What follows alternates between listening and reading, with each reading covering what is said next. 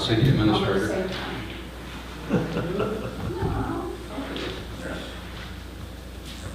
May we proceed now, sir? Yes, sir. Thank you. Good evening, everyone. This meeting is actually dated the 26th, but because of that impending ice storm, we pushed it to tonight. Thank God we dodged a bullet on that. We really did. I can tell you from experience, New Caney looks a lot different at 1 a.m. in the morning because I was out there a couple of nights in a row. All right, so this is a regular scheduled council meeting pushed to today. Today is January 27th, 2026, and the time is 6:01. Scott, would you take roll call, please, sir? Yes, sir. Mayor Chris Parr, Here. Councilmember Mitchell Davis, Here.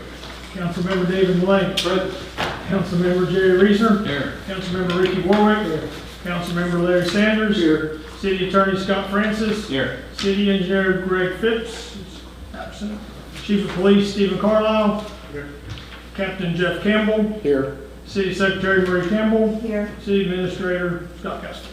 Is here. Yes, sir. Would everyone please stand at this time for the prayer and the pledge? Jerry? Council.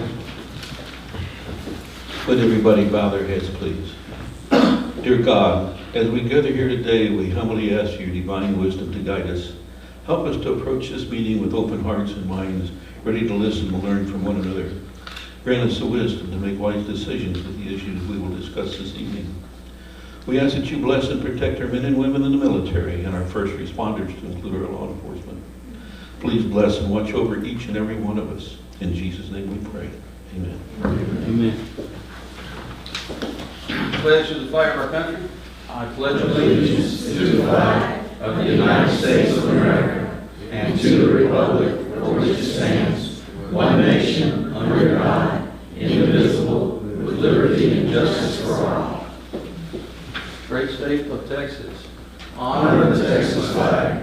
I pledge allegiance to thee, Texas, one state, under God, one and indivisible. Thank you all.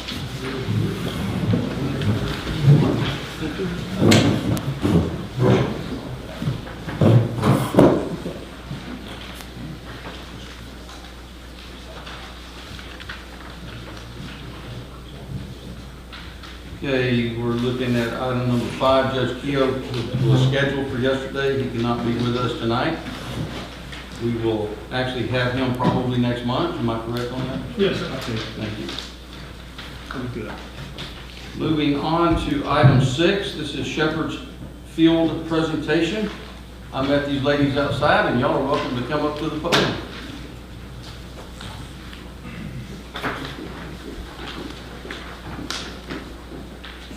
Well, hi. Well, thank you guys so much for having us here tonight.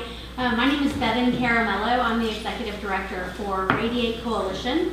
We are a ministry, a nonprofit 501c3 ministry that has existed since 2011. We have homes for girls who have been rescued from different types of abuse, exploitation, and trafficking.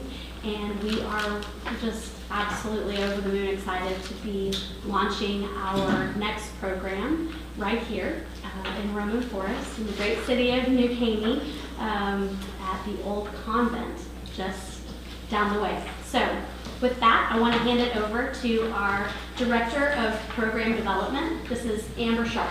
Hello, everyone. Thank you guys again so much for being here. And I just want to give a little bit of history and then context as to what we plan to do, and hopefully address any concerns that may be in this room. So you guys have lived here, you know the history of the convent, and if there's one thing that I know, that doesn't need to just sit there and be an eyesore to the community. So we are really excited to be able to get in there to do some renovations and to use it as a program to provide stabilization and housing. This will be a long-term care residential facility. So this is not going to be a crisis intervention, a drop-in center. These are going to be, this is going to be a ministry that's going to serve adults. We're looking at 18 to 23-year-old females. These are not criminals. These are victims of abuse, maybe girls aging out of the foster care system. These will be highly vetted before they come to the program, so there's an application process. There is agreement to rules and standards. They are voluntarily signing themselves into our program and agreeing to abide by the rules, regulations, and standards of the program. If a girl no longer wants to be in the program, she doesn't have to be there. We hope that we will be just a safe place for these girls to land until they figure out how to stand on their own. We will provide around-the-clock care. So in a lot of these centers or long-term care facilities, especially those who are for adult women, the girls are kind of, they're given guidance, but there's not always necessarily 24/7 around-the-clock care. But we want to go above and beyond and ensure that there's a high standard of supervision, there's a high standard of accountability, and that the community feels safe and the girls feel safe at all times. So there will be staffing around the clock at that facility there. And I say facility, we want to reference it as a home, because it's going to be a home for these girls. We also will start off really small. We don't want to, we both have a history in this space. I've been working as an executive director for a home very similar to this, but for minors. So it's been about 5 years of working with girls between the ages of 14 and 17 who have really hard behaviors, a long history of trauma. And this program, I think because of our experience, what we've had, and also Bevan in Honduras and other programs that have been run, we're taking a lot of wisdom over the last several years and ensuring that we're going, again, above and beyond to make sure that there's a high standard of supervision. That all starts from the very beginning with the vetting process, that standard of care before they come in. Again, round-the-clock supervision, them agreeing to those standards of care, and hopefully we're helping these women transition to a point of stability and independence. We think that this will be a really great thing for the community because these girls are part of the community. They're there somewhere right now, and if there's not a place for them to get the supervision and the help that they need, it could turn into them doing things out of necessity or survival. And so we hope that we're preventing. There's a lot of research out there that says when we can provide a high level of structure and supervision for our girls, that they're going to be able to have that stability. And we want this to be a partnership between us and the community. We want this to be a place where the community does feel safe and the girls feel safe in this environment. We will not overload. We're not planning to have a home of 50 girls running around in the home. And in fact, for the first year, we're committed to not having more than 4 or 5 girls for the whole first year to ensure that there are no problems, there is stability, there is security, and that the girls in the community alike feel safe. So with that, Scott, you want us to... We want to give some information about open house, if we can do that. And then, okay, so we're going to share a little bit of, again, to invite you into from the community and councilmen, those who want to come and be a partner with us, we would love for you to join us in lock arms, because it's really about the community. Yeah, so we're going to leave some information on one of these tables as you guys to make your way out.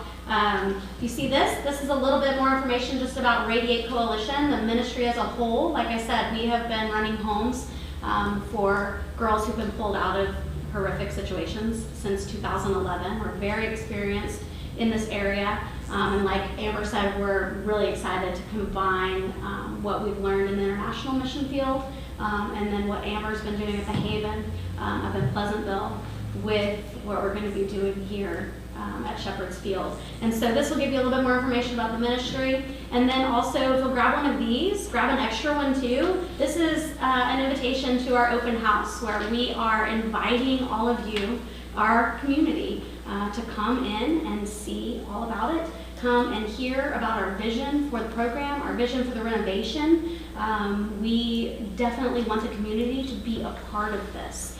We are like Christian organization. So I was talking to Robin at the beginning before the meeting began, and she was telling us about just the incredible community of faith that you guys have here at Roman Forest and here within New Caney.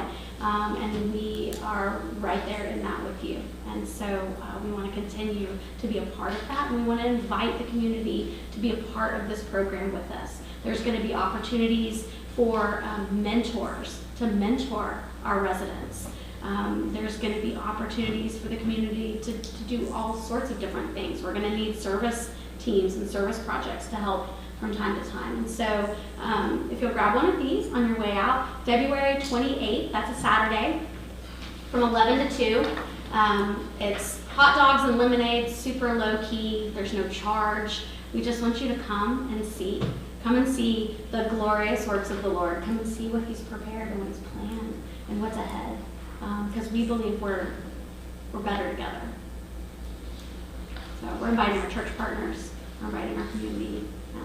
We're inviting all of you. And we would love to field any questions from the council members. As far as the public, I don't think you guys are supposed to ask questions tonight, but you're welcome to show up on the 28th and ask us any questions you want to. Our contractor who's handling the project, he's here tonight as well. We're going to make sure that everything's up to licensing, up to code, up to standards. So we've got him here if you guys have questions. But Okay, let's ask the council. Questions for the lady? Well, we need to cover this in the topic. This is public comment time. Okay, for information purposes. I think I thought we put it as a topic so we could ask questions. Yeah, it's Right. It's there. Oh, is it? Oh, sorry, I thought we were on it. No, it's a It's not in specific the issue, it's a specific topic outside of public. It's a it's listed as a presentation though, are we still good? Yes, we get sorry. I was Council, thinking we're on number Yeah, 13. questions? Shepherdsville's presentation. I do unless somebody else Jumping has. ahead. Go ahead. Not intended as a grilling in any way, but just to better understand, you said that you were going to start off small with 4 to 5 residents for the first year. What is the long-term plan? I've never been in the facility. I don't know how many bedrooms it has or what it was used. I know it was a convent before, but I don't know how many residents it had. What is the long-term goal? Right. So if we were at capacity, it would be 24. Okay. And how many bedrooms is that?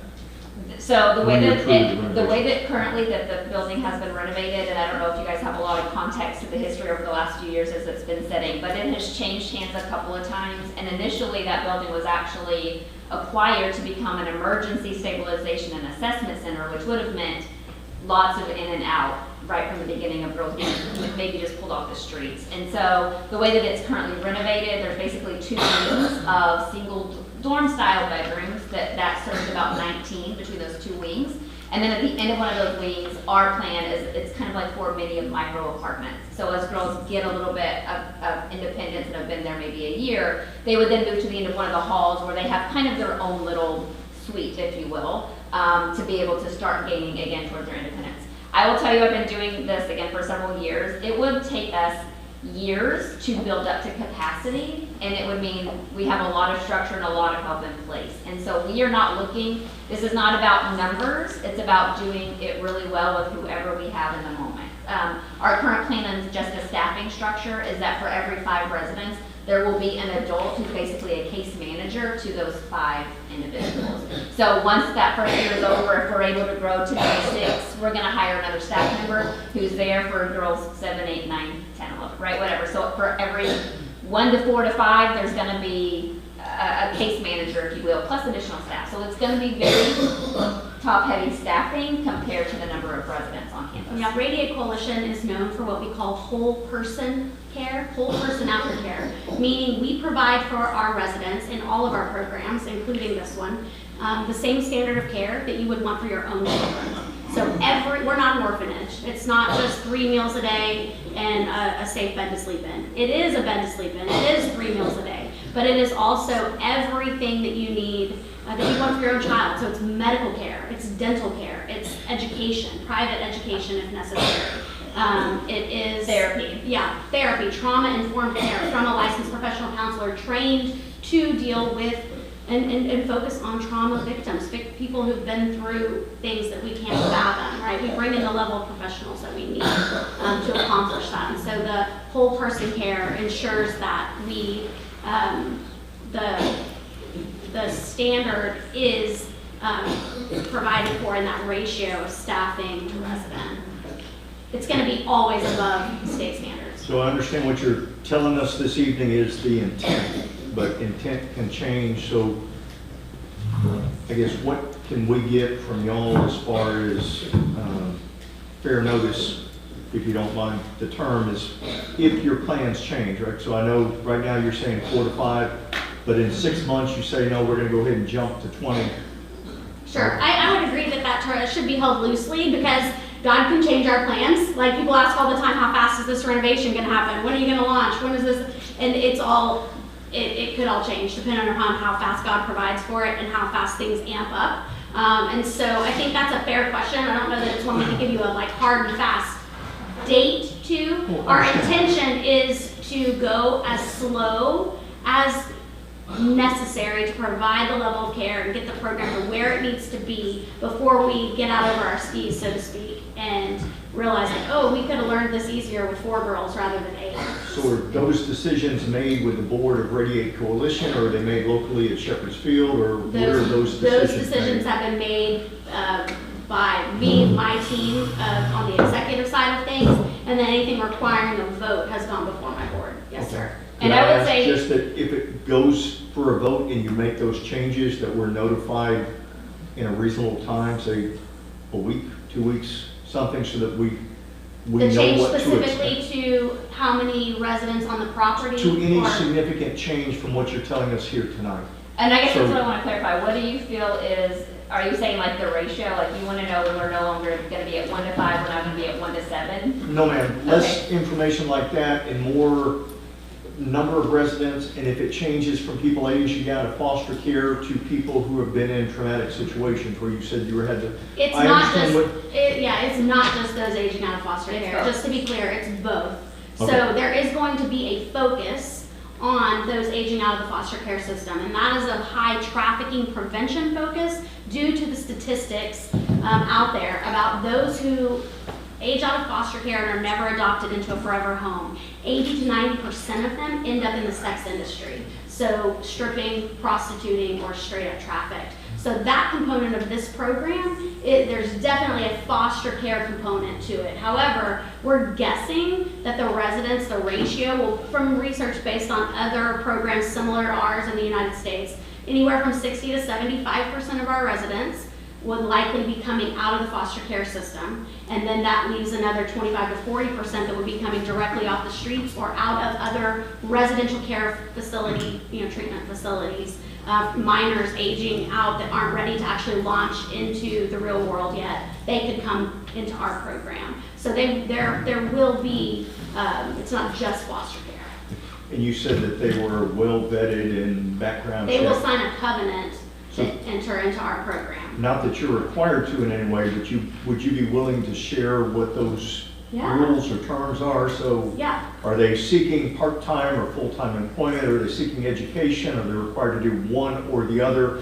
Obviously, you understand our concern as a community that we don't want to introduce an element that is potentially going to have a negative impact on children that are, or young adults that are in the community now. yeah. So if somebody's, Amber, I'll just speak to that. right, for lack of a better analogy, right, somebody hanging out and smoking outside a 7-Eleven, drinking beer and, Yeah, they're not gonna harassing be people coming in our program. They have to sign a covenant that includes abstaining from any drugs and alcohol. They will have to agree to random drug testing. Well, they're gonna have to agree to abstinence. I There's a would say whole- that the level of what we're expecting and asking girls who would be in our home is probably way more than the residents already in the Roman Forest community and what happens in their homes, right? Understand. So again, the thing, I can't sit here, we can never sit here and guarantee that there will never be an incident, that nothing will ever happen.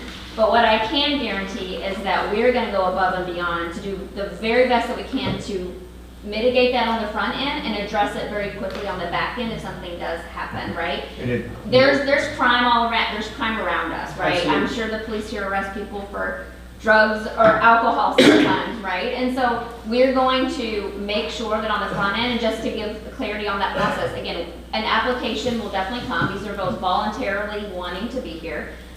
Rules, of course, around drinking and drugs and what that means. They're not gonna sit in the home all day and do nothing. There will either be full-time employment, full-time school, or a combination of the like. Our goal is to get them out of our home and get them stabilized, but that's gonna mean that we need that community support, get them in community colleges. Some of them may not come with even a high school diploma or GED, so it could be that we have an 18-year-old or 19-year-old working on school. But because of the ratio, having a case manager, plus a program director there, plus direct care staff, plus mentors and volunteers, that ratio of adult supervision, I can assure you, is far more than what most people have in their home. And we would never, we're not gonna grow, to Bevan's point, grow to a point where we're not being able to provide a really high level of care for the girls. Because we also understand we don't wanna deal with a community that doesn't want us to be here either. So that's why we're here presenting before we've even done a single renovation on that building because we want this to be, we want to be open and honest, and we will be upfront if something changes that is gonna in any way potentially affect the neighbors. We appreciate the disclosure, and just in full disclosure from our side, we've had a similar home for a boys' home that did not turn out very well for us, where neighbors felt threatened by some of the boys that were there, and we had incidents throughout the neighborhood from some of the boys that did not follow the covenants that were part of their agreement. Were those minors or adults, just for clarity? Minors. Minors. Yeah. And I will say, I've been on the minor side of this. I've been dealing with different girls who are 14, 15, 16, 17 in the foster care system or coming right out of really horrific trafficking situations. And when you're dealing with minors, you're dealing with young people who do not really want to be where they have been landed. They want to get kicked out. They're doing things that they want to do to get kicked out. And so I think that the big difference for us to just keep in mind is these are, they're not coming in as criminals. They are background checked. So they're not criminals, they're victims, and they're adults who want help.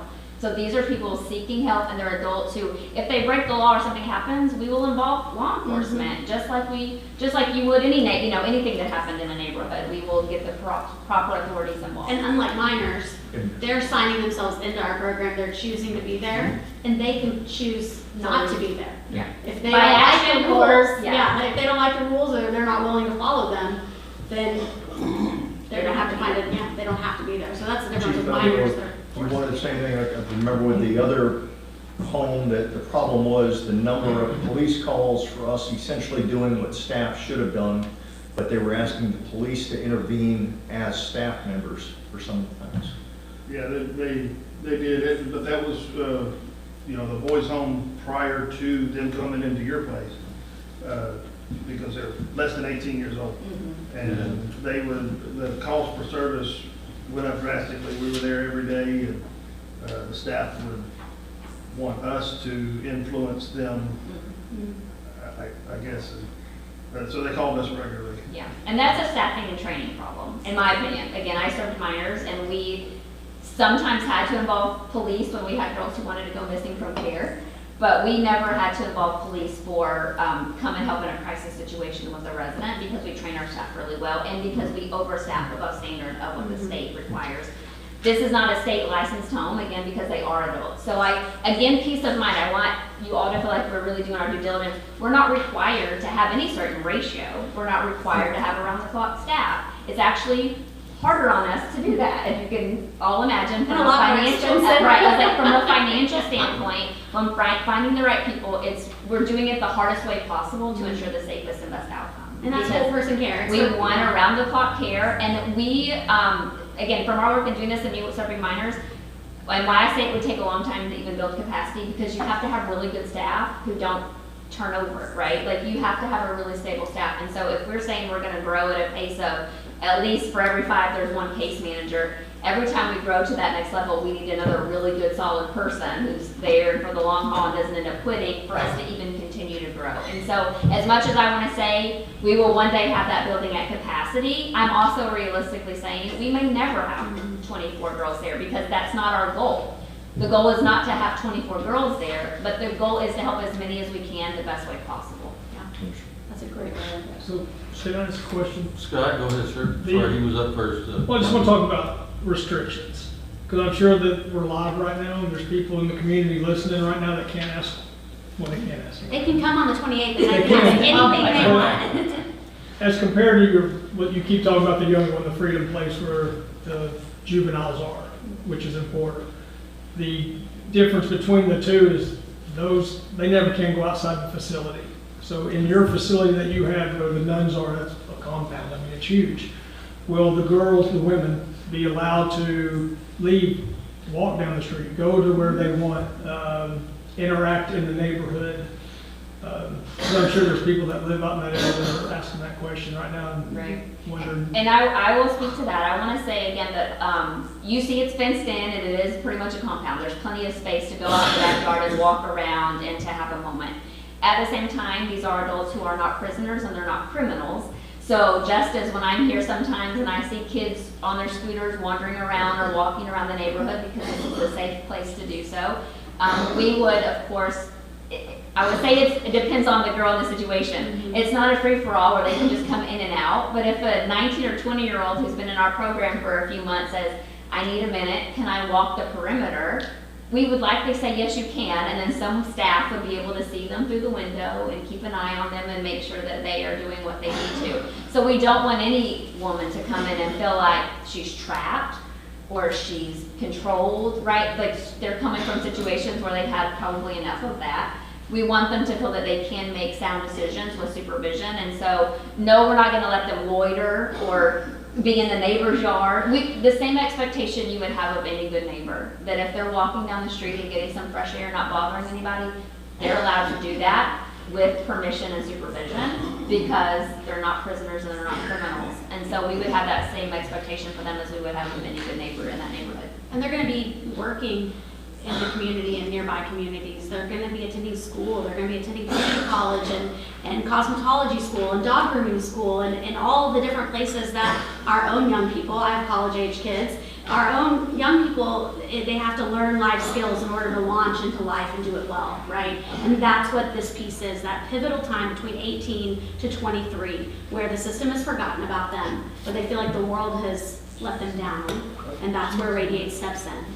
That's where we become their family. We become the safe place from 18 to 23 to get the life skills that they need, to learn how to go on job interviews, to learn how to fill out resumes. And we're also Christmas dinner, because a lot of these residents will have no place else to go. And I think we're helping to ensure that these are becoming successful, stabilized, contributing members of society that hopefully contribute right here in Roman Forest, instead of not having a place and becoming criminals by survival or causing, because again, these are your neighbors already. They're aging out of the foster care system right in this region, or they have nowhere to go. So rather than having nowhere and potentially coming here to survive and who knows what they're doing, let's instead invite them into our home and our community and say, here's the rules and expectations. How can we help you to get where you want to be in life? And again, rules as far as even what we allow them to watch. Like these are someone who's saying, I agree to be here at Shepherd's Field, they have probably no other options, and they're agreeing to standards that probably, again, most homes in this neighborhood are not holding. We'll have covenant eyes on all their devices. So if they're coming into our program, they're agreeing that the fact that we're monitoring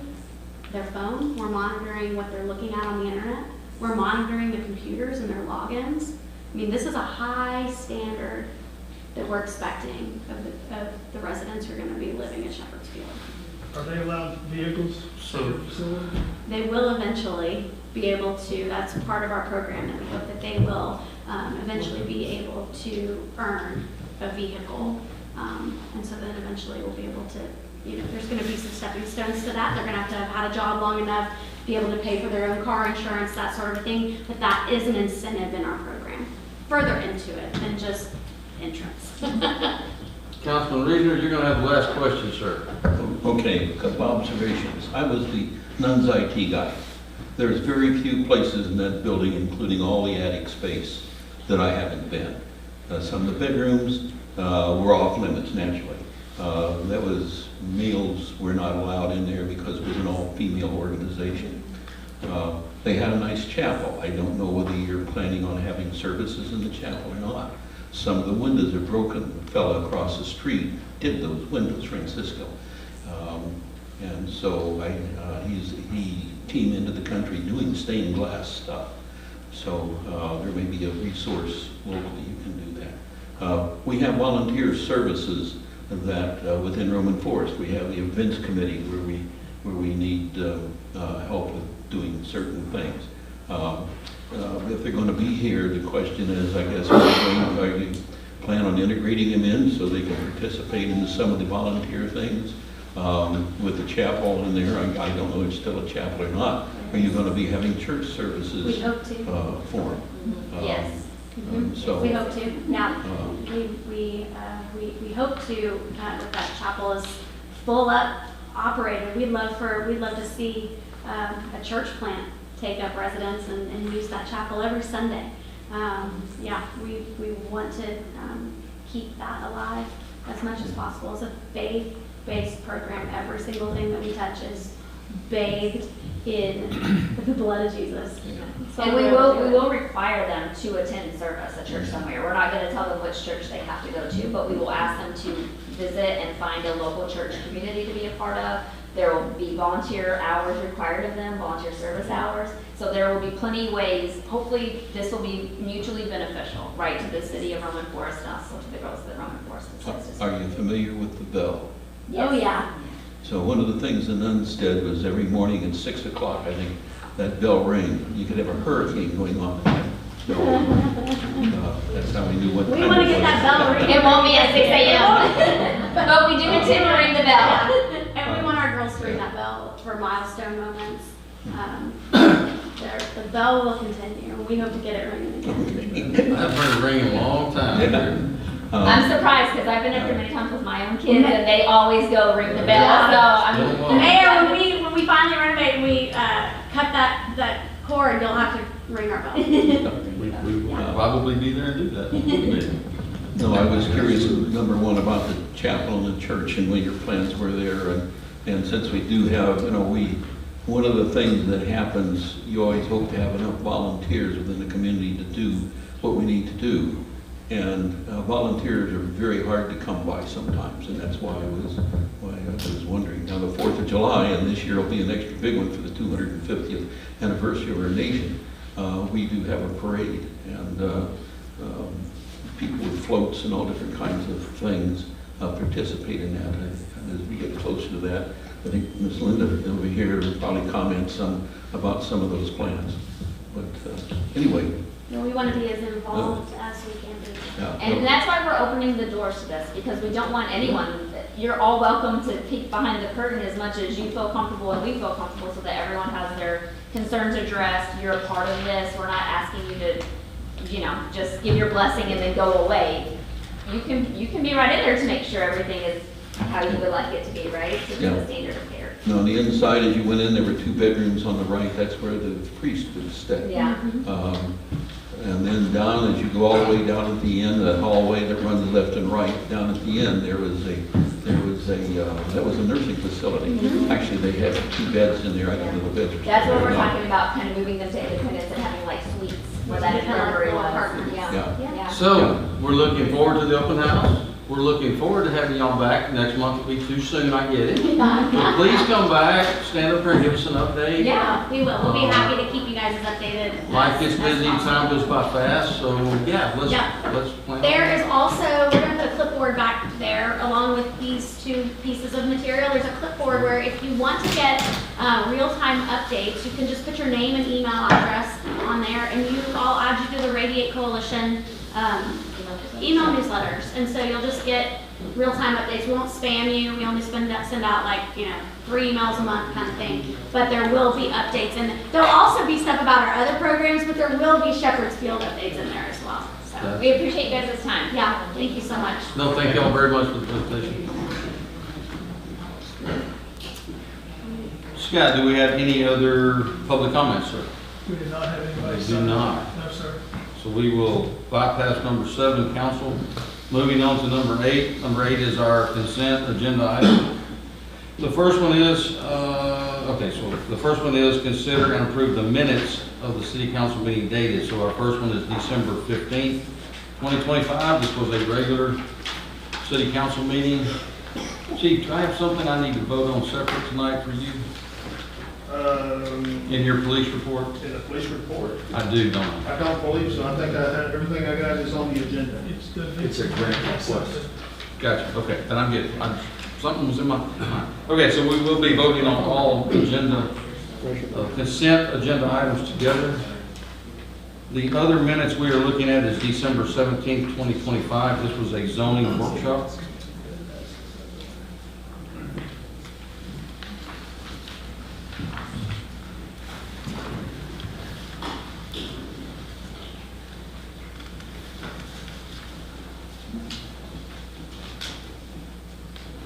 You also have the maintenance report for your review. The court report for review. The permit report also for review, or any questions on anything so far?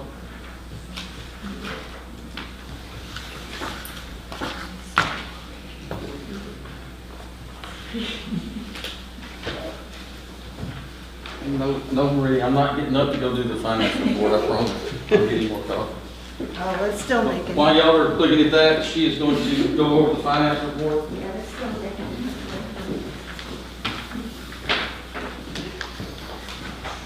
Okay, this will be for the end of December. For Wells Fargo tax pool on general fund, we had a 486,658. Reserve fund, we have 396,807. Asset forfeiture, 15,366. FEMA, 281,795. COVID, local recovery, 340,954.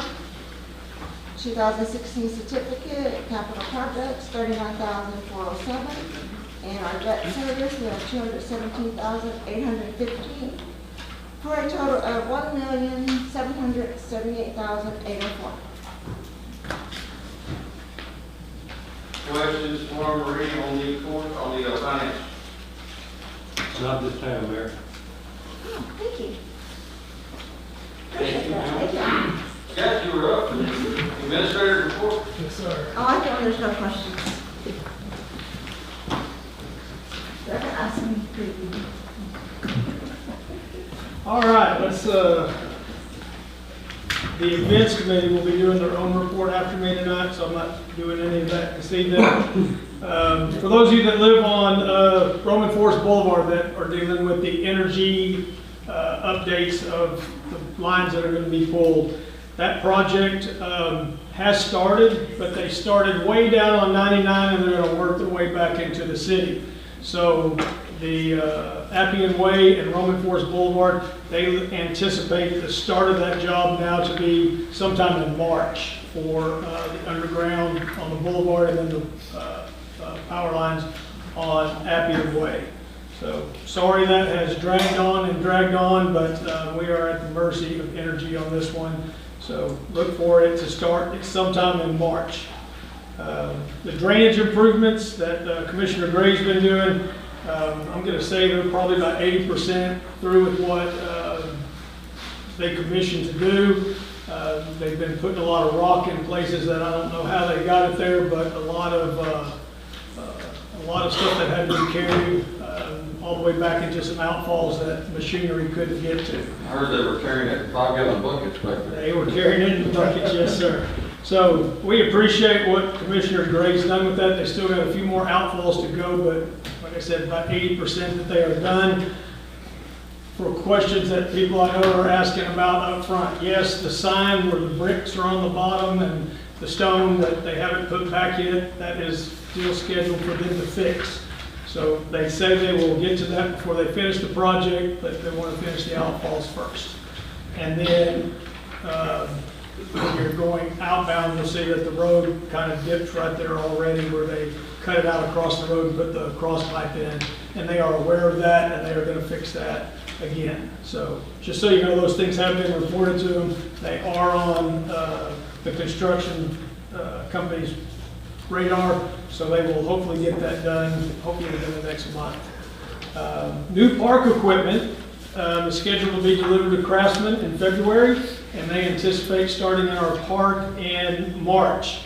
Our maintenance crew has gone up and prepped that area where they were going to be, took out some things that needed to go where the new equipment will go, also grinding all the stumps that were there. So a lot of work's been done, so look for that project to hopefully start early in March, and our kids can go and start enjoying the amenities that it's going to bring. Just want to remind the residents that it is your responsibility to maintain your ditch. Please don't rake your leaves into the ditch and leave them. They inhibit the water flow, and with the rain that we got this week and then we're going to get again probably the next week, just make sure they're out of your ditch and make sure that you maintain what's in your ditch, okay? Also, Josh asked me to mention tonight about permits. If you pull a permit and you're doing work on your property, that permit is supposed to be visible from the road. A lot of people aren't even posting them anymore. Some jobs have had to be shut down in the last couple of weeks because they're not following the guidelines. So if you have a question about a permit, whether you need one, don't need one, or just want to make sure about it, come in and see Josh, or give him a call or send him an email at permits@rftx.org. But we'd love to answer your questions before you don't hang it up where we can see it or you didn't get one. Little update from City Hall. Marie and I last week did a cross training with Judge Stanley, and we are now certified to do part of Chantel's job with tickets that come in. So she's at a training or she was sick or on a vacation. Hopefully we won't have to put a sign on the door that sends people away. We are just learning it. As we learned today, we don't know a whole lot, but we did a training where we are able to do some things. So we try to cross-train everybody in the City Hall. Marie also has permitting experience, so does Chantel. And so everybody can pitch in on other people's jobs, but now with the court, we have somebody that can help with Chantel, should it become necessary. Sign, road sign. Commissioner Gray, this is a good one for people in the city. Commissioner Gray will host a heavy trash day on March the 21st from 8 to 2 o'clock, and it's going to be at Salas Park. So heavy trash day. I have a flyer that I'll make some copies of and have out all week. If you need to come and pick one up, and also put it out as an attachment in the newsletter that I send out to the city. Also, if you want to be part of that newsletter, I got 40 people last week that weren't part. Send me an email and I'll be more than happy to add you to it so you can get the weekly updates from City Hall. And last but not least, another Commissioner Gray thing is there's going to be a State of the Precinct address on February the 10th at Randall Reed Community Room, and that starts at 6 o'clock. So lots of things coming out of Commissioner Gray's office, and we appreciate all that he does to help the city. Any questions? Questions for City Administrator? I think you must have talked enough. Thank you. Any questions on anything we covered so far from anyone so far? Okay, let's move on to the Events Committee report. Yes, ma'am, come on up. So I think in your packet, you should have a flyer with our upcoming events that we'd like to hold. We were going to have a coffee and cars cruising for coffee this Saturday at the pavilion, but we're due to have another cold front going through, so we've postponed that event and we'll announce when we do it, reschedule it. That first weekend in February, the 6th through the 8th, is our neighborhood garage sale. And weather permitting, we might have signs out. If it's too cold, we might not. But you can put your own signs out and have your own garage sales the weekend of the 6th through the 8th of February. On the 7th, we're going to try and have here at City Hall an event for kids where they could come in and make their own Valentine cards, Valentine gifts, Valentine crafts. So we're going to have Kids Day here on February 7th. And then we're trying to do on the 21st, we'd like to do something for adults and couples, like a paint party or some kind of activity here for adults. And those we will have in the administrator's newsletter and on our different social media pages. March 7th, we're going to do bingo again. We're trying to use the larger hall across the street at the church. Also, the 21st of March is the police department's going to have their blood mobile here. So we're going to start that morning and have coffee and donuts, so you can have coffee with a cop and then donate blood. Sometime in March, we are hoping to have some kind of ribbon cutting, park rededication when all the playground equipment, when we have a date for when all the playground equipment is in place. We'll sort of have like a grand reopening of the park and celebrate all the new equipment that's there. April the 3rd through the 5th, that's neighborhood garage sale weekend. Josh is working with the events committee. We're going to try and have some kind of coloring contest for the kids. And then the reward for the coloring contest, working with Dogwood Elementary School, will be the kids will earn and get free passes or treats or snacks or something at the pool for when it opens in May. April 25th, we are going to do another car show and barbecue. And then, of course, May 25th, Memorial Day, we will have our Memorial Day observance at the Purple Heart Monument. And then after that, we're going to do a brisket barbecue cook-off and party in the pavilion. We're trying to schedule sometime in May a women's safety class and CPR event. So you can learn women's safety and be certified for CPR. June 5th through the 7th is Neighborhood Garage Sale Weekend, and we are looking to have some kind of farmer's market, craft market, something at the Pavilion and Park in June. So, and then of course July, we've got our July 4th parade and party in the park. So that is what we hope to try and accomplish for the next 6 months from the events committee. Then also in your packet, you will have a picture in coordination with upgrading and doing the playground equipment in the park. Over the last couple of years, people talk about we need to paint the fence, we need to do something to make the pool area a little more attractive and welcoming. And so we've raised the funds that what the events committee would like to do is provide a banner covering over the fence around the pool so that when you come in, it will say, "Welcome to Roman Forest."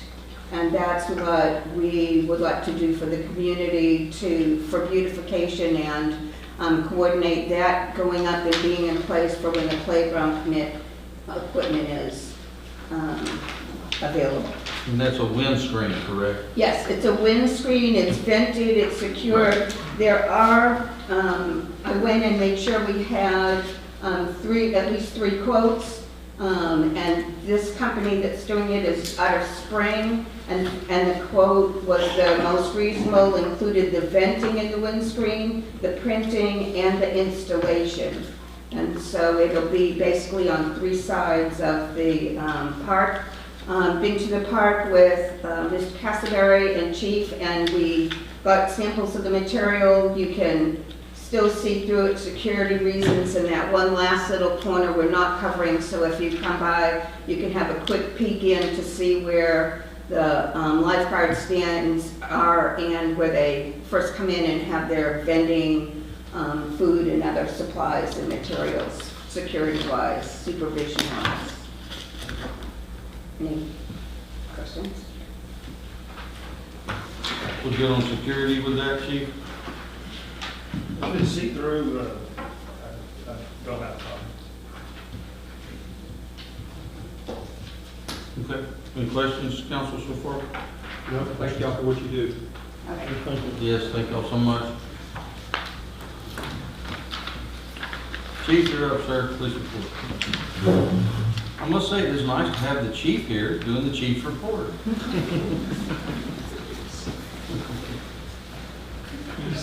Well, no, Captain, it was great having you do it.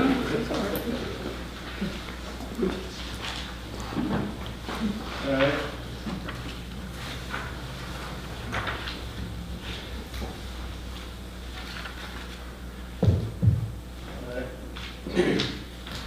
So on the towing companies, we registered 13 towing companies. All of it's closed now. We're not going to open it back up until August. We sign up, and then October 1st be the first start.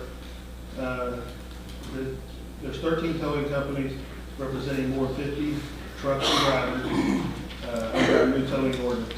The towing rotation began on December 29th. We started a few days early because we had everything in place, following the completion of our inspections.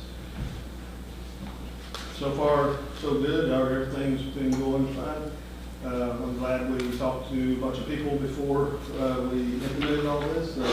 We addressed all the concerns beforehand. So only a couple little things happened. It's just making sure all the programming and everything's accurate.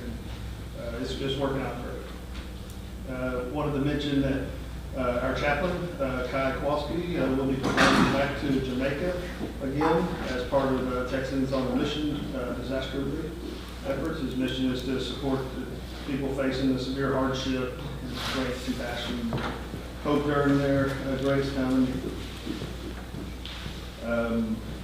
Roman Forest Police Department participated in the multi-agency EWI task force over the New Year's weekend, resulting, we didn't make all these arrests. This is a total task force of 49 arrests, including 11 felonies and 38 misdemeanors. Roman Forest Police Officers Awards and Recognition Dinner is scheduled for February 2nd. Additionally, the MSET Officer of the Year and Officer Appreciation Banquet will be held on February 23rd, which is on City Council night, where our selected Officer of the Year will be formally honored there too. So a little bit more on that. It is a private event that we invite all the city employees and the City Council to on February 2nd. It is hosted by our Roman Forest Police Association, and we do take donations. We call a Blue Line sponsor listed on the back of the program, $250 each, and a friendship sponsor, $150 each, which a handful of the councilmen has already contributed. And if y'all want to contribute, get with us, me or Jeff or Jackie, and we'll get that there. And this is going to be next Monday, so we will probably Thursday be printing up the program. So we're going to want everything finalized then. So. We have recently received reports of unlicensed children operating golf carts in unsafe manners. A valid license, I just want to remind everybody that the valid license is required to operate a golf cart on public roadways, along with compliance with other safety requirements such as a license plate. You gotta have a license plate on a golf cart. A lot of people don't know that because we have an ordinance in place prior to the state's requirement of having a license plate. And since the state required it and our ordinance has been allowing people for years to ride without a license plate, the police department hasn't been very in enforcing that. But now I want to get everybody aware that you need a license plate and everybody needs to start getting one, because we will be enforcing that eventually. We got to have other things like a slow-moving vehicle triangle, you get a tractor supply, and some other safety equipment, which is all located in our ordinance. But we have been getting a lot of complaints of kids, especially over Christmas, I guess, riding these things, and it does get dangerous. I've seen right here on Appian Way and Roman Forest Boulevard, a kid was hit by a truck pulling a trailer, and the kids were thrown out of the vehicle and stuff like that. So it does get pretty dangerous. And believe it or not, the innocent angel you have at home isn't always so innocent when they leave your sight. So just keep that in mind.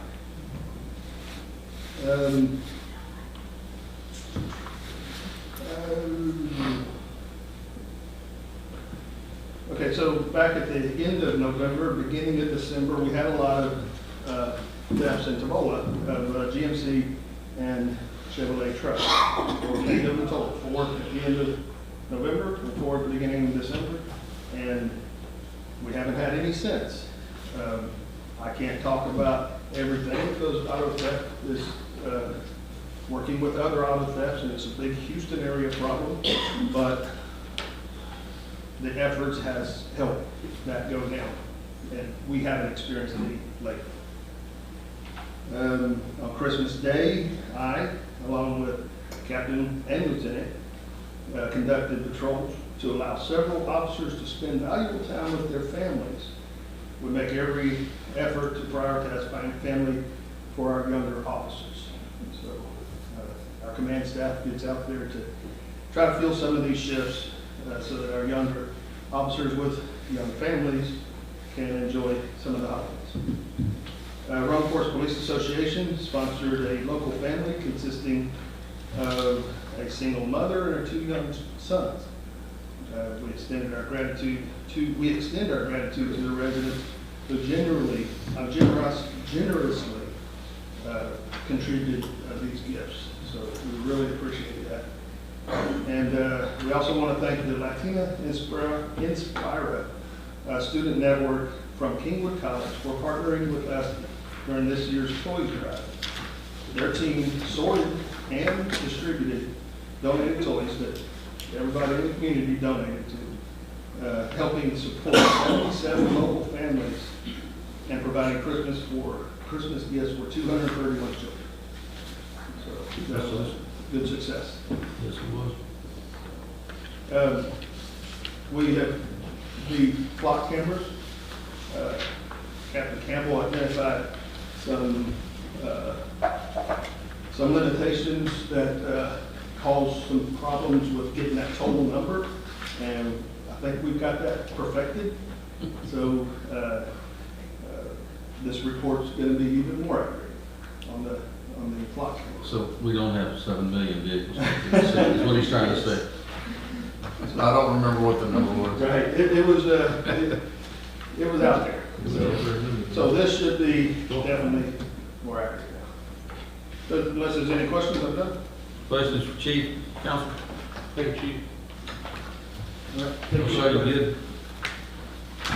Going back to the council, where you are voting to approve all items under consent agenda 8 as presented. I just need a motion. I make a motion to accept all motions under section 8. All right. On the agenda. Motion on the floor, Councilman Sanders, to accept consent agenda items all as presented. Do I have a second? All right, second that. Second, Councilman Lane. All in favor of approval? It is unanimous. Moving on to number 9. This is discuss and consider the status of the following projects and take any action in conjunction with needed. Greg Phipps is not here. He would have been here last night, bumping it to Tuesday. Was a conflict in the schedule. So we're looking at 9, discuss, consider the status of following projects, take any action required, drainage improvements, review of drainage related to driveways on Republic Road is being done with the city and the developer. Recommendations will be made at a future meeting. Any updates on road improvements that you know of? No. Development improvements, Roman 4, Section 4, Phase 2 development plan preparation is progressing with the developer and their consultants. And also he listed Hubbard Park, the boundary and the topo survey for Hubbard Park was completed in March 2025. We will assist staff and council in preparing a development plan and a budget. I like that. Any questions, comments, or anything on 9? Go ahead, Councilman. I know the engineer's not here, but status of the park work that they were redoing the track, that's all been done? No, that's going to be number 11. It's coming down, it's coming down. Any other questions, council, on 9 before we consider information only? Go ahead, Councilman Reason. Hubbard Park, we had discussed in the past some of the education money that we were, education money interest that we were going to get, putting some of that toward Hubbard Park. Yes, sir. I don't know what the process would be to actually turn that into a motion. I know that the city administrator needs some of that money to take care of some commitments that he's made. And I wouldn't have a problem with is we get these interest in figuring out a way to share on an interest incident basis, if you would, that money with the city, because the city needs a little extra money now and then, but we have to put money back for Hubbard Park. Totally agree with you, Councilman, absolutely. So part of that grant money is going to be used to pay the energy bill for the light poles that were discovered that we were not paying for a while. 28. Okay.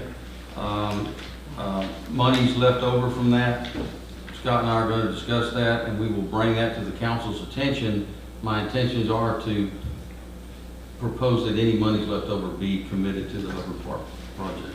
That was my original intention with the conduit.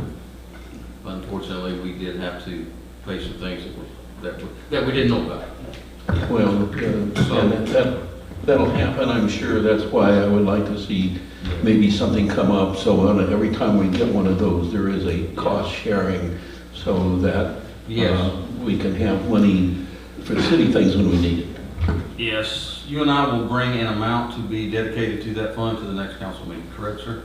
Yes, sir. Okay, thank you. May I ask a question regarding that? Absolutely. So rather than specifically the Hubbard Park, I guess I'd like to suggest that we just put it towards parks in general, which gives us a little more leeway if we want to do a pocket park for some of the reasons we've discussed in other meetings, to put playground equipment or family picnic tables or something to make it a child zone or as designated as a park, but not put everything into one spot just for Hubbard Park, but to do it throughout the city and some of the reserves, both in back what is referred to as the estates as well as other reserves, to create pocket parks throughout the city.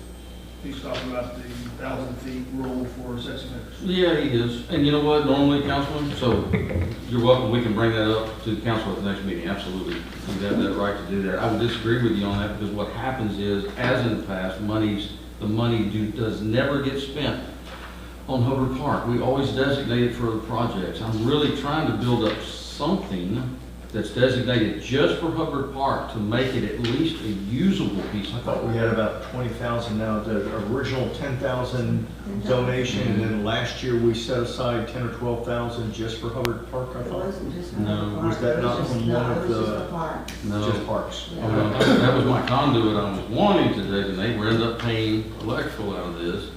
So, but yeah, let's discuss that. And we can. It's on our, it's part of it's part of our normal discussions.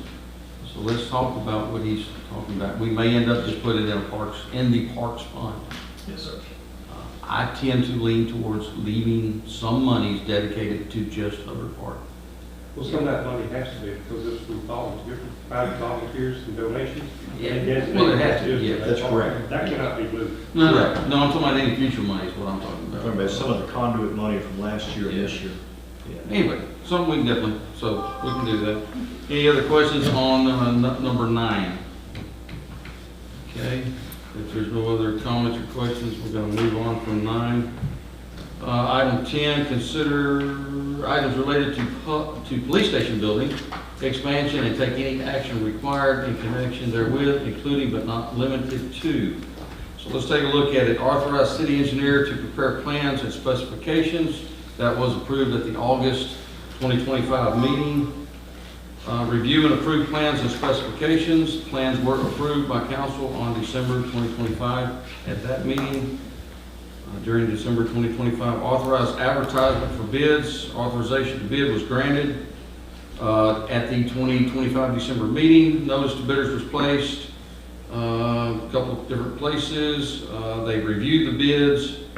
And that is where we are now, council, which brings me to, I want to call I want to set a special council meeting to discuss these bids with Greg Phipps, to discuss options on the amount that these bids came in at, other options. So we need to go ahead and get a meeting scheduled. We need how many hours notice with Friday being?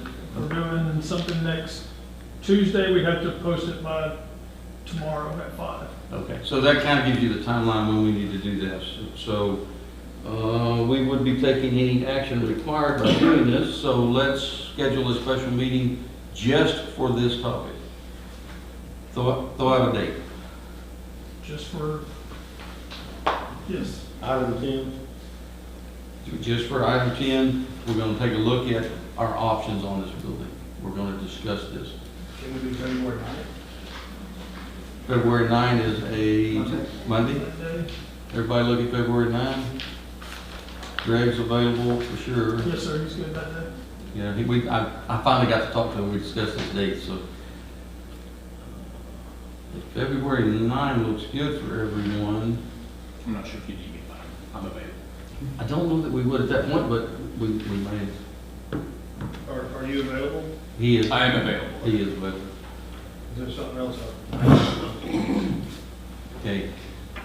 Special meeting scheduled. This is the topic. Do we need to discuss any other topics that need to be put on this meeting? The only other topic that Greg had brought up was about the phase one, about the part with the 5 driveways. Thank you for bringing that up. We do need to put that on there. Absolutely. So we were gonna do that this time in the attorney consultation, and now we don't have that because he's not here. Because he's not here, I need him there. He will be at that meeting, obviously. Let's put that on there. So there's going to be 2 topics on this special meeting. At 5 o'clock or 5:30? I'm good for 5:30. So we're going to set it for 5:30, February 9.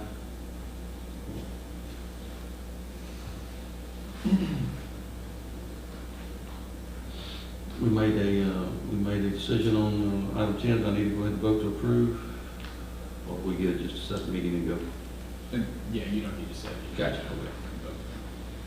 Any other questions, council, on anything related to number 10? Okay, we're going to move on to item 11. Consider items related to FEMA park and parking lot repairs and city road repairs for 2024 spring flood, and the taking of any action required in connection therewith, including but not limited to. Okay. 11, consider, same thing I just read. So we've got authorized city engineer to prepare plans and specifications. Authorized to proceed, that was at the November 2025 meeting. Review and approve plans. Preparation of plans is ongoing with an estimated completion in February. Tentative bidding schedule is in March. Any questions on number 11, council? Okay, there's information. Moving on to number 12, discuss and consider the implementation of zoning regulations with the city of Roman Forest and take possible action to establish policies and procedures for enacting, adopting, and reinforcing zone regulations. This is going to be a regular item on our agenda. So I would ask any council person, is there any actions, meetings that we need to schedule?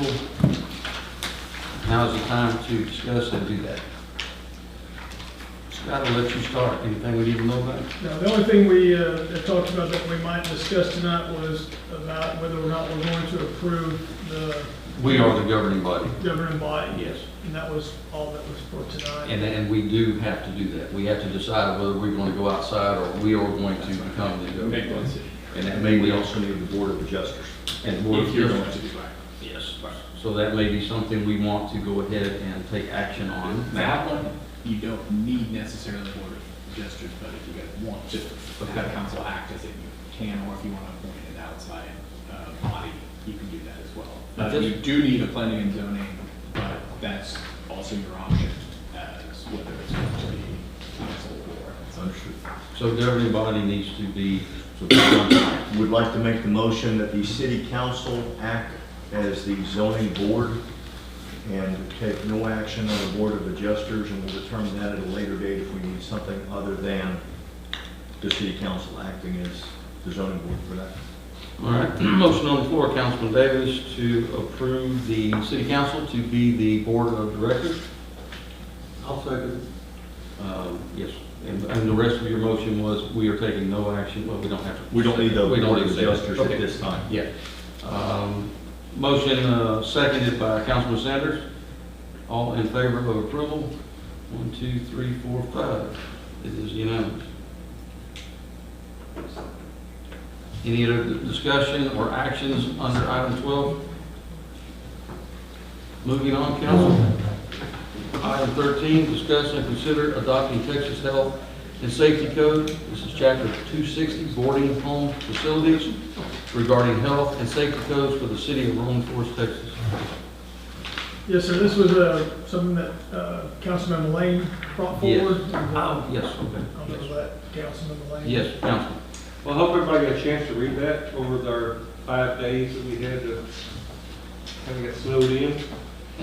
basically, this is already a Texas law. So this is nothing new. Texas Senate and the House approved the governor Saturday. Most of your majors, all of your major cities have adopted it. Some cities larger than ours and some smaller than ours have done it. They've, what they're not, we don't have to adopt the policy since it's already state law. But what we're doing is tonight acknowledging and approving the enforcement of it. And so the enforcement of it would consist of what you had read. And what the problem is that we're starting to have a lot of people move in and cause a lot of people move in their homes and they're calling themselves boarding homes. And it's starting to become a problem. Some of these boarding homes have been kicked out of Houston. And whenever the economy is as high as it is, inflation high, you'll get more of that coming north from Houston. People pulling resources and claiming that they're basically, we can do what we want to, we're a boarding home. And so this is just one layer that many cities have adopted. This is a base layer. And then, like the city of Houston, Humboldt, Cleveland, they have all passed subsequent ordinances to build on top of that. So in order to proceed and protect our citizens and our value of our community and safety, the most logical thing, and what is often done first, is to adopt this base layer. Since it's already in Texas law, there's no reason to rewrite it. I think there's smarter people than us that put this in place, but like I said, it's already state law. So it just gives the police department more authority when these get out of hand, and the enforcement of certain regulations. If they claim to be a boarding home, they must follow under Texas statute. And so it's all I'm asking for tonight is nothing more than what's already on the books. And by a person adopting the whole ordinance, but really what we're doing is adopting the enforcement of the ordinance. And that way it gives our police officers and council more authority to regulate those, especially some of the people who claim to be what they are not. More enforcement ability for our police officers than our chief. That's all I'm asking for. Yes. A couple of questions so this is strictly for elderly and disabled individuals, and then under section 260.04, local regulation, a county or municipality may require a person to obtain a permit from the county or municipality to operate a boarding facility within the county or municipality's jurisdiction. So are we requiring that, and if so, permit fees, and then along with that is the right to inspection? So are we adopting specific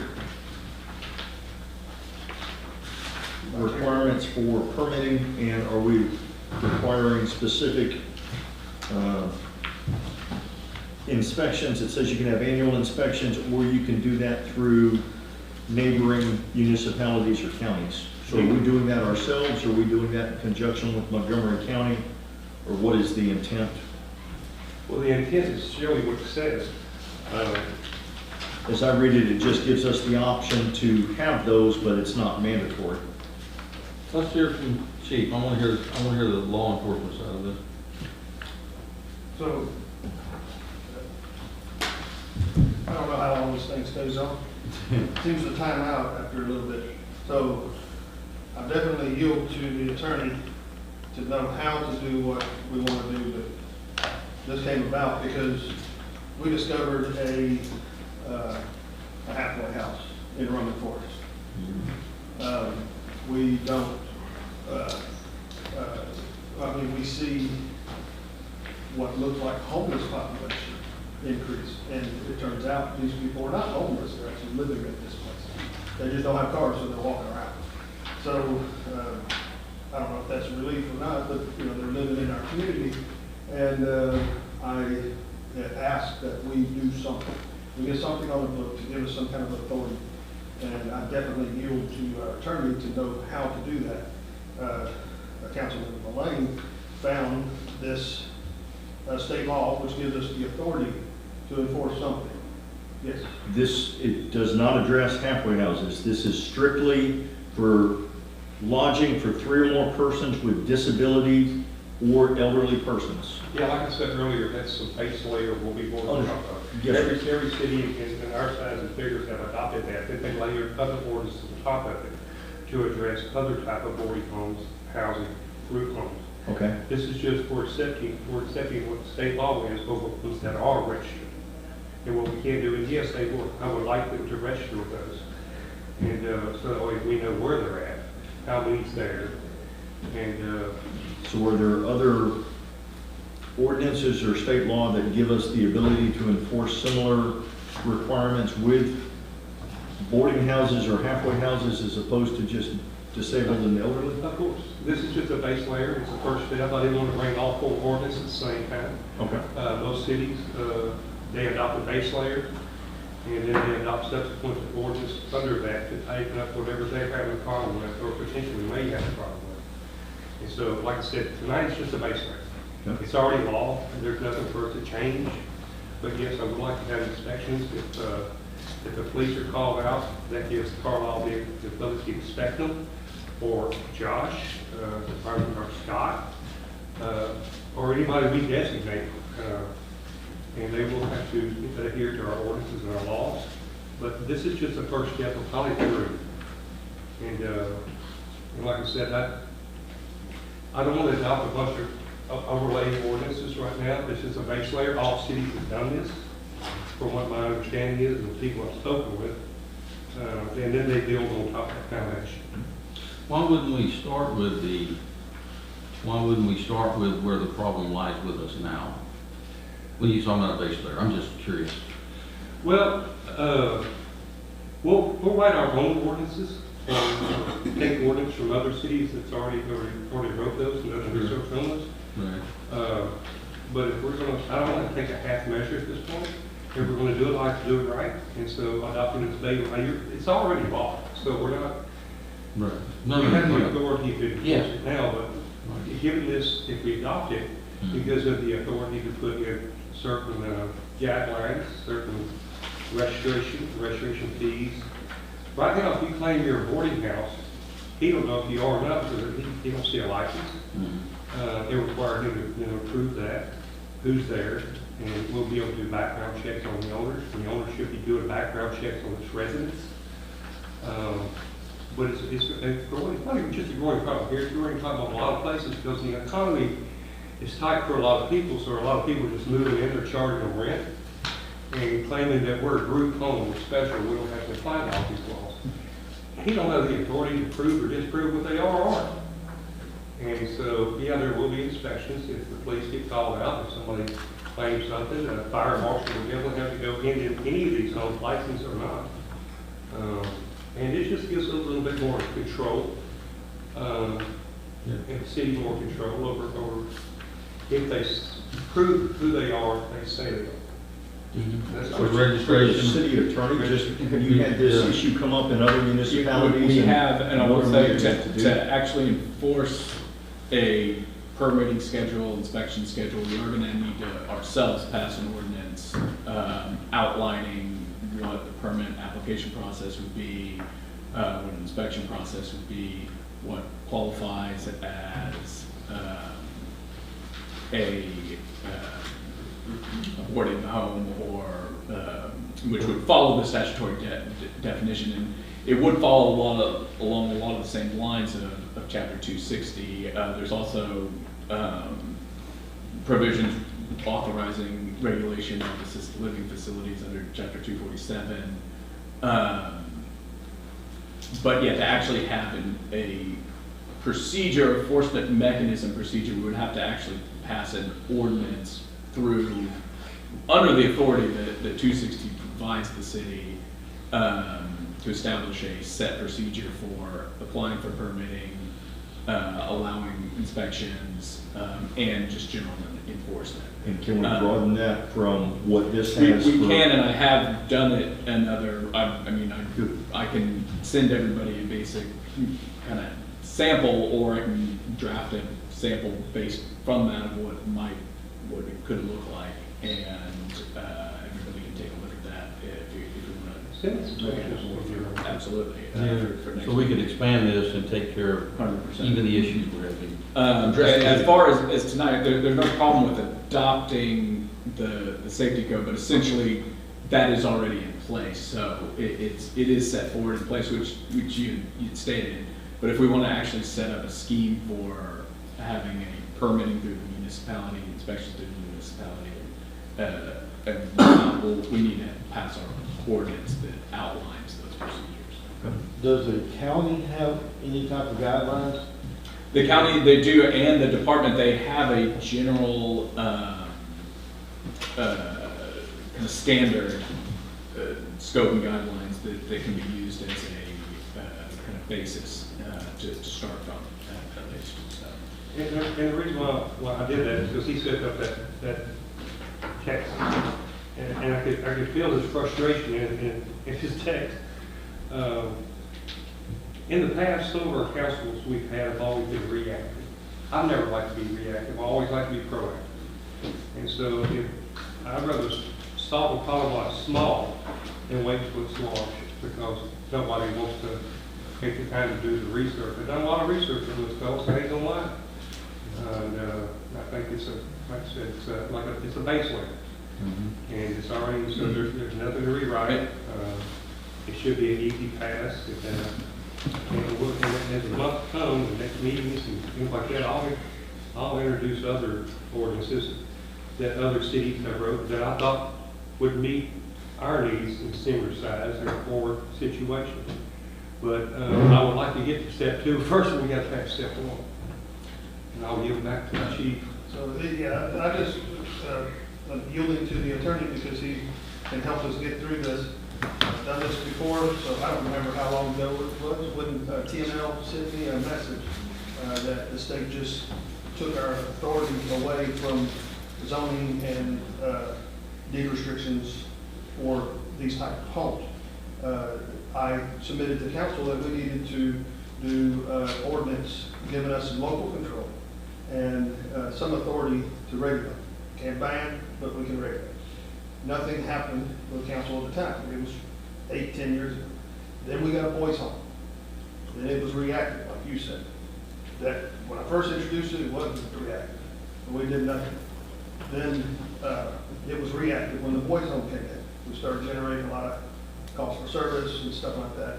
And the attorney and council discussed it at many meetings. And the end result was we couldn't do anything more than what the state is already doing. My argument is local control. Give me some local control. I see what they do, the state doesn't. So I beg you not to pass the buck on this one again for the 3rd time. Take action so that I can do my job. And it wouldn't immediately be retroactive. It's essentially, it's the same, I don't know if anyone recall part of the zoning, it doesn't just immediately, there are vested rights, but it can be grandfathered in, showing when you can show a substantial need for it essentially by the city, but it isn't an overnight, okay, we passed this and now you guys who have already been operating are in violation. Well, it's already It doesn't just immediately work like that. Well, it's a state law that's already been in place before the problem Sure. popped up. We just didn't know it. And also too, it's got fees assigned to it, so, and when we establish those fees, there'll have to be a 30-day notice, it'll have to be posted in the newspaper, so no, it can't go, immediately after we vote on it. I think their fees, I said in there, was basically got fees, our fees, it's already in our general fee schedule, and but no, it won't be immediate because we got to post in the newspaper. It's whenever you have a fine associated with something, that it's got to be posted. There's a 30-day wait on that. So I seen in Houston example, we've been reviewing some with the help of Greg Bartley. He helped us research some stuff too. And I read an ordinance from Houston. And when they enacted that ordinance, it had a date. Those houses that were there at this date have so much to do and in any future ones. So there was a date reference in that ordinance. I'm sure there's some kind of magic the attorney can take care of. Yeah, like I said, this is When we just, adopt or draft the ordinance. Right. and I've already, been researching, ordinance that other cities have adopted, on top of this base. And so we'll be getting those together, but, what I like about ordinances versus zoning, ordinances aren't zone discriminatory. You know, if you say, well, we're only gonna let this happen over here because it's zoned, ordinances, they're citywide. They're not discriminatory towards zoning. You can't say, well, you know, I'm not in there, I can't do it. This applies to everybody, folks, anywhere. Anywhere in our city, that's what I like about ordinances. Plus the last paragraph of what you introduced tonight says you can't do it through zoning. Well, you know, that's the, there's some people that believe, and I believe too, that zoning's great and everything, but, you know, a well-written ordinance should be better. No, zoning should be your blank canvas, separated out, and your ordinances apply, and apply the rules to it. That's what, yeah, there's no way we could accomplish this just with zoning. I absolutely agree with that. And you can't You can't use zoning to simply No. oust somebody and say, okay, No. you're zoned this area, so. But what I am understanding is, this is already in place, so the rules are there, you have authority. Absolutely. The problem is, we need to come up with the fee schedule and the ordinance to support the registration of fee schedules. Well, we need to come up with how we're going to implement that, you know, and, Yeah, I think that, just a default of $250 annual registration fee on there, but, you know, that could be changed. yeah, no, I'm talking about tonight, so adopting something, which is fine, I don't have a problem with council adopting this is already in place. Oh, yes, it's state law. Yes, so what we need to do is get the other part on the agenda, get it worked on, and get it in place to actually have enforcement for this. Well, that's what my next step is going to be, is if you were Josh and the administrator, and see what fees, what procedures they want to use for people coming in for inspection. It's the whole list of everything that we can enforce, how we want to enforce it. But if we don't pass the base, I just don't see us going on to the fee schedules and the enforcement of it, how we're going to implement all that. And like I said, anything that comes with monetary punishment, you have 30 days before it's enforceable anyways. Absolutely. So, yeah, that next step would be setting that up, but I didn't want to set all that up in place first, and the other side, not to adopt state law. Well, he wouldn't, but like, it's just the first step. It's a state law, you wouldn't have to adopt it, it's already there. That's what I'm saying. It is there. We don't have to adopt it. That's kind of where I'm going with this. We don't need to adopt anything tonight. We need to do the next step, which is the registration and fee processes in an ordinance. That's our next step. He already has the legal authority to act according to this particular law. We just need the regulation. We need the ordinance in order to. Do you know if the county has imposed anything for permits and regulations and inspections for boarding houses within the county? Even if they did, it wouldn't apply to road enforcement. We have to do our own. We can adopt theirs. That's what it is. I'm That's just what I'm asking if they saying. have them. If they have one, we can adopt theirs.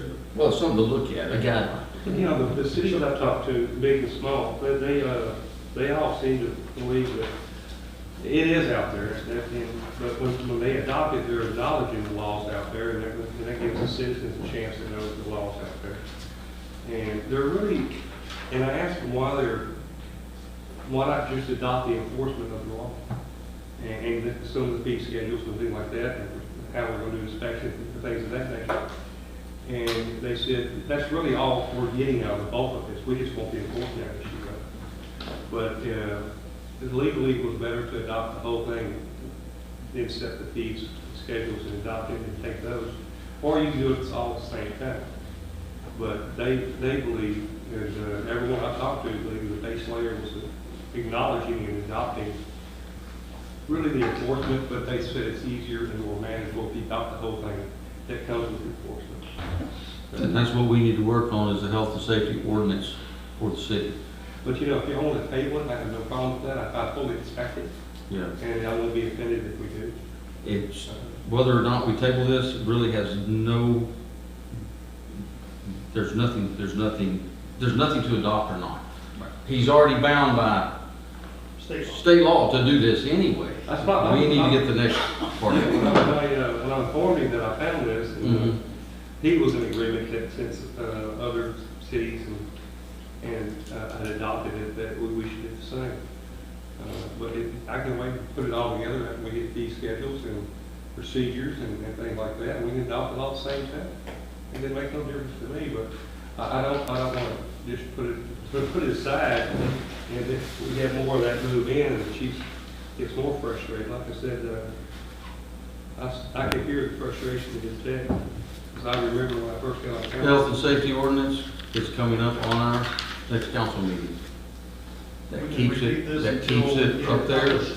to discuss and make decisions on. With all that being I give you said, guys a yeah. base draft.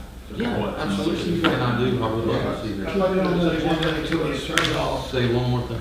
to the attorney, if you help us find or draft or adopt something you've already worked on, Yeah. I would love it to include everything. Yes, Yeah, that's Old not- folks' homes, yes. boys' homes, girls' homes, And that's what- halfway that's houses, been done in a lot. boarding Yeah. homes, all kinds of stuff. If we can do it all inclusive, it's it all at one time. Absolutely. And I agree, Chief, this should have been done several years ago. I wish we would have done this 10 years ago when it first came out. Right. Well, we would react to council back then. Well, the thing is, yes, sometimes things are not real until they're in your face. Okay, your agenda item, you have lead on this, what would you like to do with this, Councilman? We can table it, I can put it on for next month. Motion to table? Motion table. Motion to table, Councilman Mullane, do I have a second? No second. Councilman Reasoner, all in favor of tabling? Show it as unanimous. Thank you. No, thank you for bringing that up. I think you've got something rolling now that we are going to take action. Got a lot of reading, Yeah. a lot of talking to people. Moving on, council, to item 14, discuss and consider approval of city council meeting dates. Scott had he thought ahead, and we're gonna change some dates ahead of time this year, aren't we? Yes, sir, instead of nickel and diming all year long, Yes, we're sir. gonna change them all tonight, and adopt for February through December. So the only three that it really affects is moving up to May, council meeting up to the third week of Memorial Day, and then moving up November, to the 16th of November, so we can certify elections on that day. And Thanksgiving's the next week, and then moving up to December 1 to the 14th. Because if we have the fourth week, we're gonna fall on Christmas, and if we do it the week before, we're gonna fall on Christmas. All right, so I would just need a motion. Give me the dates again. May 18th is moving that one, November 16th and December 14th. And then everything else is the fourth Monday of the month. All those are regular meetings that we are rescheduling to those dates. Yes, sir. Okay. So council, I would just need a motion to reschedule our May meeting to the 18th, our November meeting to the 16th, and our December meeting to the 14th for 2026. I make a motion to move our regular city council meetings from May, November, and December as presented to us by our administrator. Motion on the floor, Councilman Sanders, to move the regular council dates within the months specified. Do I have a second? Second. Councilman Davis, where did he go? Let's hold that thought. I have a motion and a second. I've got a council person that disappeared on me. Also checking my schedule. Oh, and we're in discussion right now. He's checking his schedule.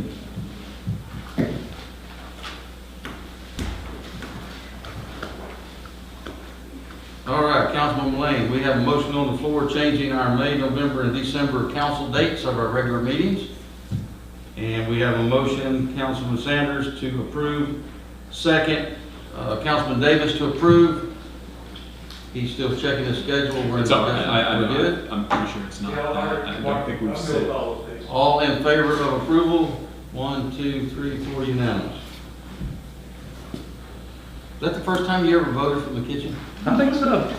I spent a lot of time watching y'all. Yeah, I know it did. Okay, moving on, item 15, discuss and consider approval of resolution 382-26 to apply for a justice assistance grant.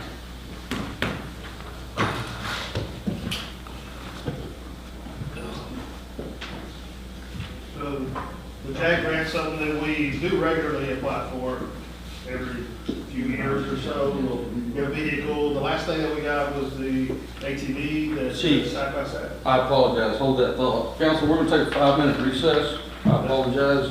Time is 7:35, we will reconvene at 7:40. Sorry, Chief. All right.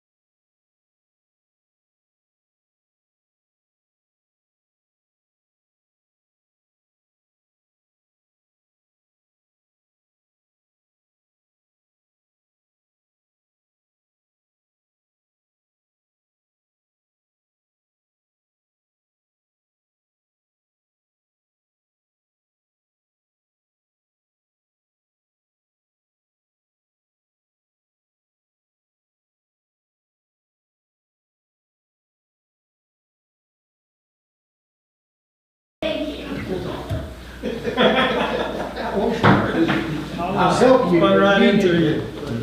Thank you. Where's Mulaney? He lost. It's in the kitchen. Is he in the kitchen? He's outside, maybe? Yeah, he's coming in right now. He's coming in, all right. He's right there. He's right there, Scott. Okay, I hear him. All right, council.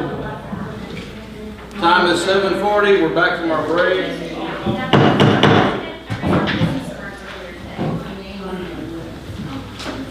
It's actually 7:41, and we're back from our break.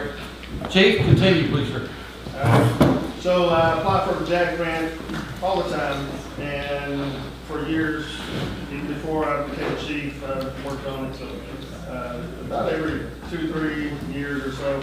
The last one we got was the side-by-side, which we use all the time. And the one before that was one of our patrol vehicles. Another time before that, we got 2 patrol vehicles. You know, we do this all the time. It's no match. We approved, we've done it so far. Every time we've applied, we got approved. Actually, I take that back. I applied for 2 applications. 1 year, I only got 1 approved. But I did get approved. There is a budget line that they draw the line. They don't disapprove you, but if you're not funded, they can pass that line. And so far, I haven't. Back in 2010, when we had an investigator pay for it for 3 years. That's right. That comes from this grant. Yes, So, what we're going to apply for this time is equipment and vehicle.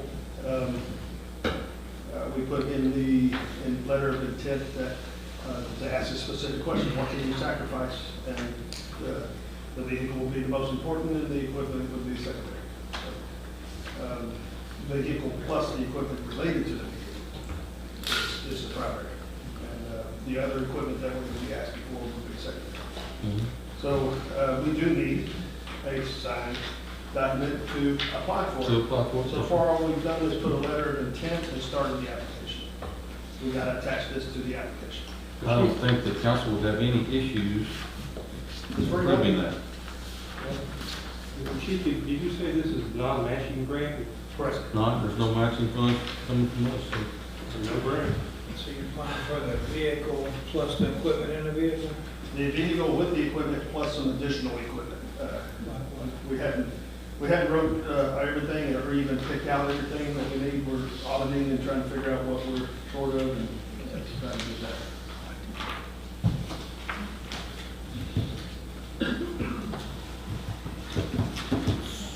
Any other questions, council? I have no. I would need a motion second to approve resolution 382-26 as presented by the chief. Mayor, I'll make a motion that we adopt resolution 382-26. Motion on the floor, Councilman Mulaney, to adopt resolution 382-26 as presented. This is the Justice Assistance Grant. Second, Moore with seconds. Do I have any other discussion, questions? All in favor of approval? 1, 2, 3, 4, 5, unanimous. Just a clarification question. Vehicle, are we talking car, patrol car, are we talking side-by-side, are we talking boat, we're talking airplane? What are you- Patrol car. Okay. Yeah, patrol vehicle. Don't tell him we discussed the helicopter. And we've been buying the SUV style vehicles lately, or trucks, so we still gotta get quotes and try to figure out which is the best route to go. Stay with that. Permission to apply. Stay with that thought process. Let's not go back to cars. Right. Okay, moving on, number 16, discuss and accept the receipt from Chief Carlo on the Roman Force Police racial profiling report. This is for 2025. So this is the report that we generated from this time it was generated from our ticket writers. Previous times we used Stillman and our court records and stuff to compile it, but this time our ticket writers proved beneficial and made this job a little bit easier. And we have to submit this to the state by March 1st, as we do every year. And usually I submit it on the February meeting, but this time we have it ready for the January meeting. So all I need is that you accept it. the receipt of it. So I'm providing you a report, and I just need you to put in the minutes that I gave it to you. Okay, so I would need well, first of all, any questions for the chief on this? Council? So I would need a motion and a second to accept the receipt of the racial profiling report from the chief. I make a motion to accept the racial profiling report as presented by the chief. Motion on the floor, Councilman Sanders, to accept the receipt of the racial profiling report from Chief Carlisle for 2025. Do I have a second? Councilman Reasoner beat you to it. Second by Councilman Reasoner. Any discussion? Mr. Warren's gonna be a little faster next time. Jerry's Three times he's been up there on. Yes, okay, I got a motion and a second. All in approval of the motion, show it as unanimous. So speaking on that right there, that's something that you cannot let lag around. He has a deadline that he has to meet by the state, and if he don't get it turned in, his license gets suspended. That's a new law that just come out probably last month or so. 3 people. What is the deadline? I'm sorry. March 1st. March 1st. So they have to have it in their hands by March 1st. Isn't that something? Where do these stats go? So it goes on the state's website, the Texas Commission of Law Enforcement. Okay. And there's another website that goes on outside of the commission, on the state, and there's another federal website where it goes, and I don't know. right So it ends up at the federal level? And it goes on our website too. Okay. So this is available for anybody and everybody that wants to see it. So we become countywide stats, part of it, we become statewide, part of that, and we ultimately become part of the federal stats. Yes. Okay. You said he has to turn it in, or get it in his hands, or in our hands by March 1st? No, it has to be in their hands by Their March hands. 1st, or he gets his license suspended. Along probably with Campbell also, since he's part of it. Everybody goes down. Anybody that's associated with on the admin side of it gets suspended. There's a lot of truth to that. You might get in trouble also. Yeah, the chief is personally responsible for anything and everything the police department does. So, that's just one of them. And the Sunset Commission went in and did their review of the T code, and they set new laws and stuff. So that where I'm responsible for everything civilly, criminally, holding a license, all kinds of stuff. So, I got some heavy things on my shoulders. All right. Moving on to item 17, Council. Scott, any reason, no reason now to go into closed session? Yes, sir. That is going to be covered in that special meeting that we're having on the 9th. Yes, sir. Okay. So no need for 18, no need for 19. City Council request, future agenda items. First of all, have we covered tonight all the things we wanted to have added to the next agenda? Everybody good with that? Okay. Go ahead. So a request for not necessarily the next council meeting, but possibly a city council workshop where we can have just open discussion. I think it'd be good with new council members or working as a group to understand the direction of the council, what people would like to see, actions that are specifically recommended in the comprehensive plan and what we intend to do with those, potential ordinances. Councilmember Mullane had some that he wanted to propose, including the boarding house. There's some that I would like to discuss. Temporary storage containers, how long they can remain in somebody's yard. One of them's been there, 2 of them have been there for 18 months on. Yeah, that's under litigation. Yeah. Right, but some of them come and go for a couple of months at a time, and do we want to put a time limit on those? Being proactive, as Councilman Mullane said, I don't know if y'all have seen, there are now electrical vertical takeoff and landing vehicles that you can buy for under $40,000. Right, so do we want people driving, single person, essentially motorcycles that fly down the streets? They're not required to have a pilot's license. So do we want to have any restrictions on those? Vertical taxis are also a thing that's coming very quickly, that they will have flying cars. Believe it or not, we're in the future. So these are operational now in multiple states and overseas. Do we want to have restrictions on where they can fly over individual residences' houses and at altitudes? Councilman Reesner had wanted a logging ordinance that you had proposed last year that got tabled. And then to pair with that, I would like a tree preservation ordinance that goes along with that. And then potentially one discussing drainage elevations of how much can you raise your lot, forcing the water from your yard onto other people's, not under the structure, but the lot itself.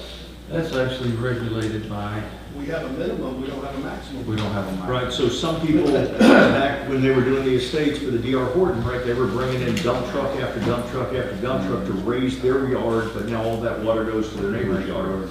And then last but not least, we need to have just an open discussion on a zoning map where we can all mark up where we think it should be residential, where we think it should be commercial, and where there might be other, whether it's manufacturing or multifamily or anything else, gas stations, if we want them just on major intersections or whatever. I think we need to have just a general discussion with the council members of what we think the city should look like in the next 10 years. Yeah, definitely. We'll do all that next month. No. No, I don't. So, what I'm saying, I don't want that on a council meeting. I think that needs to be a special meeting where we can just, or a workshop, where we can just have open discussion, but not have everything specific, and that way anybody who has other ideas can throw them out there as well. And if there's some of those we want to say that we don't support, say, a tree preservation plan, then we'll scratch that. So we can have a council workshop for discussion only, no, obviously, no decisions will be made. You can We have a can council discuss any topic. workshop. I mean, now that you guys are officially the commission, that Yeah. would be essentially planning and So zoning. you're calling it a town hall or a workshop? No. Not a town hall, it's Planning. not, public can listen, but they can't speak. Planning and zoning. That's what I clarified. Scott, planning and zoning, Sir? planning and zoning board meeting. Essentially.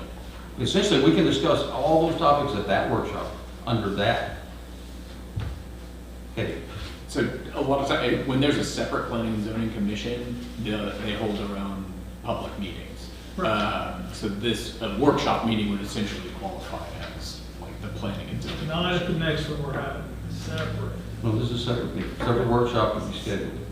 Are we scheduling that tonight? No, sir, throw some dates out to the, yeah, those, So that's on Thursday of this week, I think. So I don't know if, that's the elected officials Yeah. at the atrium. I don't know if anyone's intending to go, but Mr. Mullane's already responded, he's going, and she asked me today if anybody else I'm was. good. I am like 98% going. 98, would you like me to reply for you tomorrow? Sure. I will take care I of it. think I replied to them already, but it would help just go ahead and say that I have every intention of being there unless I get prevented. You get permitted. Mayor Barr, I'm there for him, so. We got something happening. That's Thursday? Thursday, 5 o'clock, 5 to 7.